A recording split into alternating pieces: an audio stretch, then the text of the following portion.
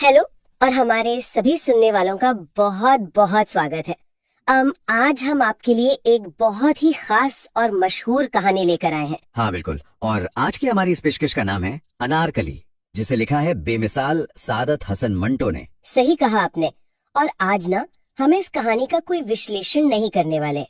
मतलब हम बस इस कहानी को उसके पूरे इंसानी जज्बातों और नाटकीयता के साथ आपको सुनाएंगे, ताकि आप भी इसके मजे ले सकें। तो चलिए बिना किसी देरी के सीधे कहानी के पन्नों में उतरते हैं। तो कहानी की शुरुआत होती है एक नौजवान से जिसका नाम है सलीम। हाँ, लेकिन उसके यार दोस्त ना उसे सिर्फ सलीम नहीं बुलाते, वो उसे शहजादा सलीम कहते हैं। अच्छा, क्या कारण है? उसकी जो नैन नक्श है ना, वो एकदम मुगलई है।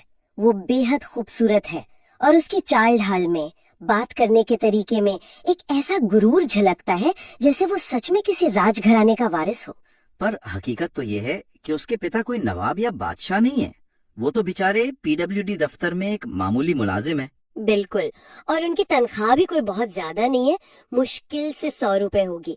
लेकिन उनके घर के ठाट बाट देखकर कोई कह नहीं सकता कि वो 100 रुपए कमाने वाले इंसान है। अरे वो इसलिए ना क्योंकि वो रिश्वत लेते हैं और उसी रिश्वत के पैसों से घर में एकदम रईसी छाई हुई है। अब क्योंकि सलीम इकलौता बेटा है तो उसे खूब सारे जेब खर्च मिलता है। वो बढ़िया से बढ़िया कपड़े पहनता है। हाँ, और इसी ठाट बाट के साथ जब हमारा ये शहजादा सलीम कॉलेज जाता है ना, तो वहाँ का माहौल ही अलग होता है। मतलब कॉलेज की लड़कियां उस पे जान छिड़कती हैं। लेकिन सलीम का क्या रिएक्शन होता है? वो उन्हें पूरी तरह से नजरअंदाज कर देता है। वो ऐसे बर्ताव करता है जैसे उनका काम ये उसके पीछे भागना, और वो किसी को घास नहीं डालता। अरे बाप रे, कितना घमंड है। लेकिन फिर कहानी में एंट्री होती है एक लड़की की जिसका नाम है सीमा। हाँ, सीमा जो बाकी लड़कियों जैसी बिल्कुल नहीं है। वो एकदम चंचल, शौक और बेबाक लड़की है। और जैसे ही सलीम की नजर सीमा पर पड़ती है तो क्या उससे प्यार हो जाता है? आप कह सकते हैं। लेकिन सलीम का जो अति आत्मविश्वास है ना, वो अलग ही लेवल का है। वो ये नहीं सोचता कि उसे मेहनत करनी पड़ेगी। उसे लगता है कि बस वो एक नजर देखेगा और सीमा उसके कदमों में गिर पड़ेगी। मतलब उसे लगता है कि सीमा उसके प्यार के लिए एकदम एहसानमंद हो जाएगी। क्या बात है। हाँ, और फिर एक दिन कॉलेज में सलीम को मौका मिल ही जाता है। वो देखता है कि सीमा ने ना अपनी बगल में बहुत सारी भारी किताबें दबा रखी हैं। अच्छा, तो हमारा शहजादा सलीम हीरो बनने पहुंच जाता है। वो अपना तांगा लेकर उसके पास जाता है और एकदम नर्म लहजे में कहता है कि आप किताबों का इतना बोझ उठाए हुए हैं, मुझे दे दीजिए, मेरा तांगा बाहर खड़ा है, मैं आपको घर तक छोड़ दूंगा। और आपको पता है सीमा क्या जवाब देती है? क्या कहती है? वो बा लेती है और एकदम खुश्क लहजे में कहती है कि आपकी मदद की मुझे कोई जरूरत नहीं, बहरहाल शुक्रिया अदा किए देती हूँ। उफ, भाई सरेआम बेइज्जती। सलीम जैसे इंसान के लिए ये तो बहुत बड़ा झटका रहा होगा। बिल्कुल, वो तो ठगा सा रह जाता है। मतलब जो लड़का अपनी उंगलियों पर लड़कियों को नचाता था, वो ये हार बर्दाश्त ही नहीं कर पाता और अपनी झेप मिटाने के लिए वो तन कर कहता है कि औरत को मर्द के सहारे की जरूरत होती है। और इसके जवाब में सीमा पलटकर एक बहुत ही तीखा वार करती है। वो कहती है कि औरतों को मर्द के सहारे की जरूरत होगी, मगर फिलहाल मुझे ऐसी कोई जरूरत महसूस नहीं होती। इससे ज्यादा आप और क्या चाहते हैं? हाँ, और ये कहकर वो वहाँ से चली जाती है। अब सलीम तो बदले की आग में जलने लगता है। वो सोचता है कि मैं इससे बदला लूंगा। यहाँ तक कि वो ख्यालों में सीमा की नाक काटने की साजिशें बनाने लगता है। नाक काटने की?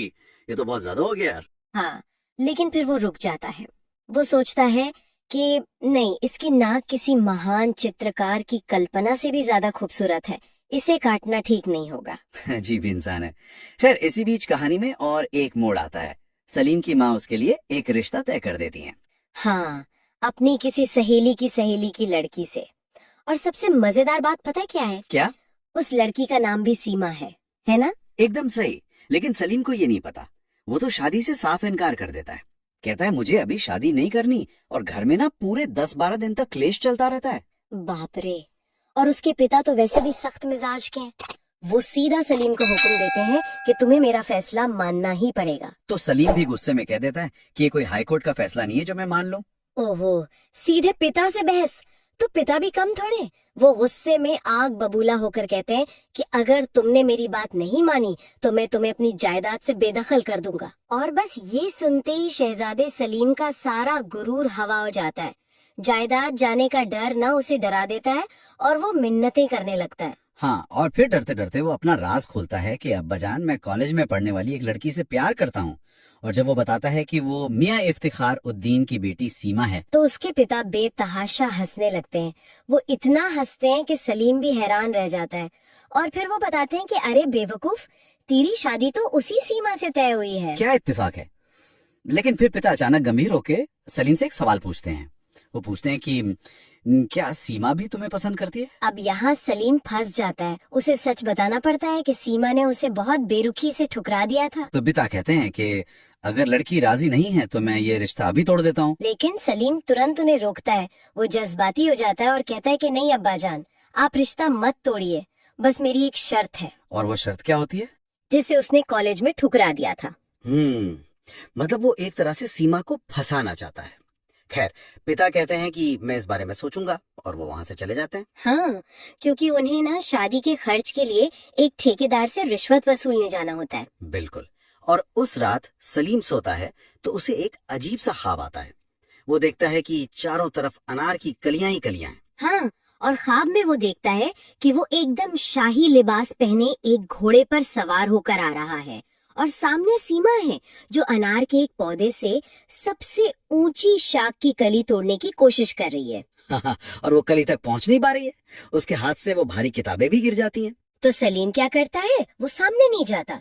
वो छप कर उस शाख को नीचे की तरफ झुका देता है ताकि सीमा कली तोड़ सके। और सीमा वो कली तोड़कर अपने बालों में लगा लेती है।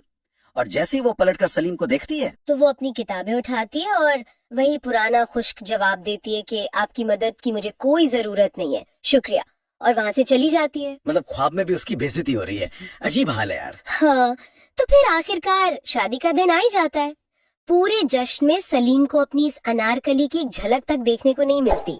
वो बस सुहागरात का इंतजार कर रहा होता है। और उस इंतजार में ना उसकी एक बहुत ही अजीब सी फिलॉसफी सामने आती है। कैसी फिलॉसफी? वो सोचता है कि रोती हुई औरतें ना बहुत हसीन लगती हैं।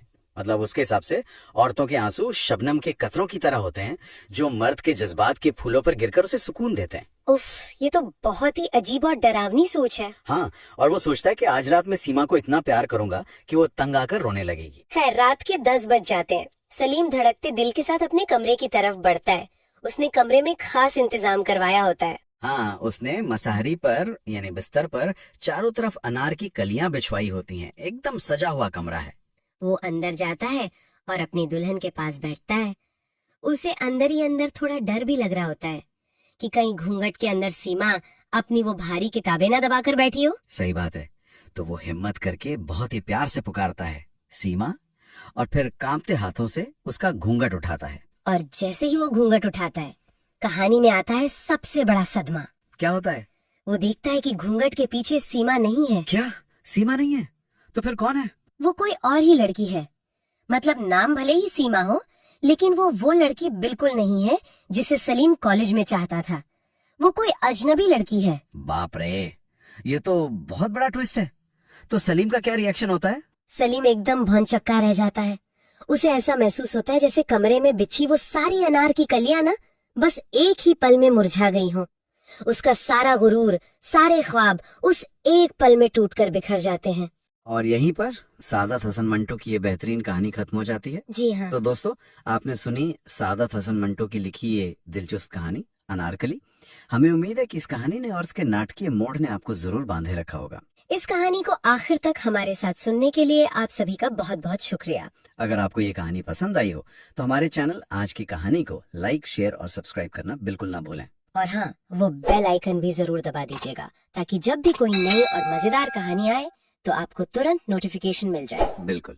तो सुनते रहिए आज की कहानी। मिलते हैं अगली बार एक नई कहानी के साथ। तब तक के लिए अपना ख्याल रखें।